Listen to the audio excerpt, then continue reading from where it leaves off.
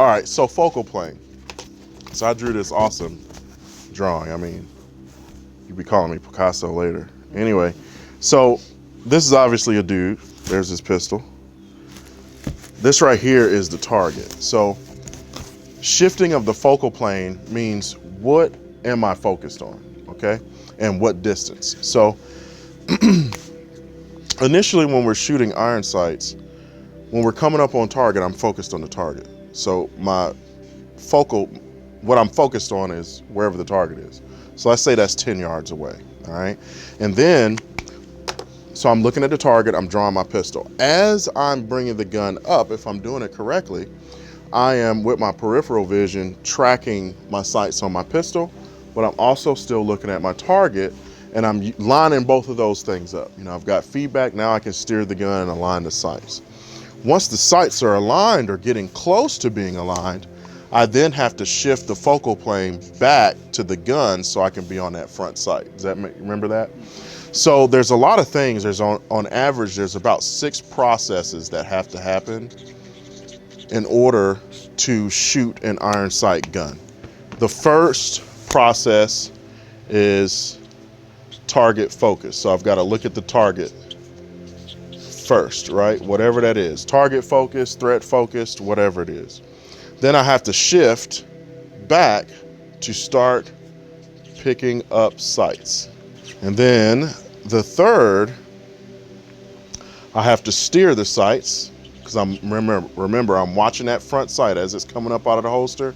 Now I'm steering it towards the target. So I have to steer sights. 4 things is I have to then align them, and then I need front sight focus. And then 6, confirmation. We want to confirm it, right? We line those iron sights up and we're like, all right, is the front sight directly in between the dots? Is it perfect? Is that then lined up with the target? Have I taken those aligned sights and aligned it properly with the target? So that's 6 processes or 6 things that the brain has to do in order to shoot iron sights. Well, when we compare it to shooting a dot, we are target focused.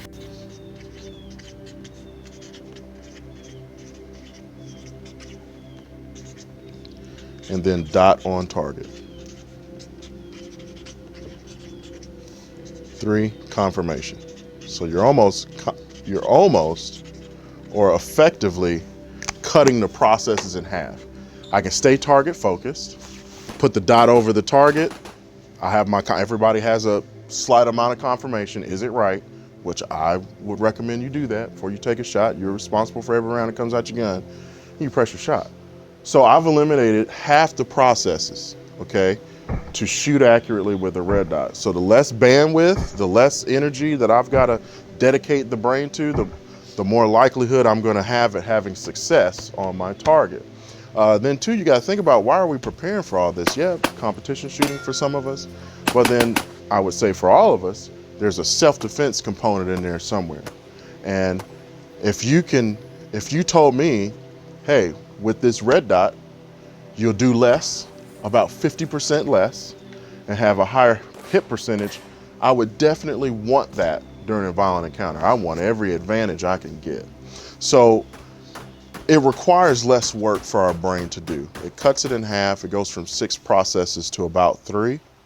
But the focal plane, what's wonderful about it is that if you ever heard a police officer or someone that's been involved in a shooting and they said, man, I never saw my sights. You ever heard that? You ever read that? The reason why is because under that stressful response, you're going to be threat focused. As a matter of fact, when you interview victims of crimes and you ask them, well, what did you see? I just saw this huge barrel, right? All they saw was the gun. You're threat focused. Your body's going to naturally do that. And that's the reason why all these people that have been involved in shootings that were trained to shift their focal plane back to those iron sights to ensure they had that hard front sight focus, never did it. Even though it was trained, never did it. You stay threat focused. But if you think about it, I don't really know any other situation that you could be involved in that would be more important than that. You know, somebody trying to kill you.